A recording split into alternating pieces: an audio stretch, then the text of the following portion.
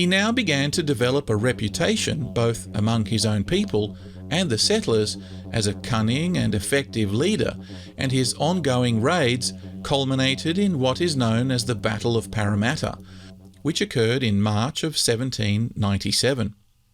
He was reported to have gathered a band of 100 warriors, unified from different clans, and used them to attack a government farm at Toongabbie.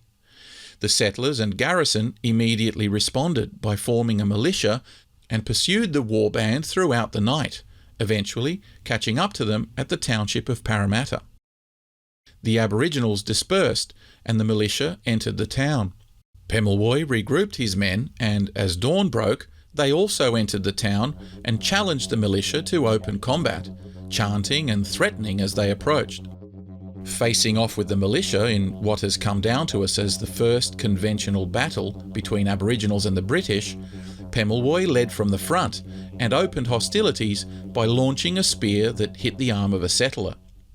The militia opened fire, immediately killing a number of warriors. Accounts tell us that spears and lead flew fast and furiously, but Pemulwuy soon took a hit in the head and body with buckshot, and his warriors fled, abandoning him. Rather than hacking him to death or lynching him as you might expect, the militia instead picked him up and carried him, with grudging respect, to hospital, where he was not expected to survive. Indeed, he was reported to linger on the verge of death for some weeks, and then, one day, he just mysteriously disappeared, along with his leg irons, only to show up soon after among his own people, who were in just as much shock at seeing him alive as the settlers were at his disappearance.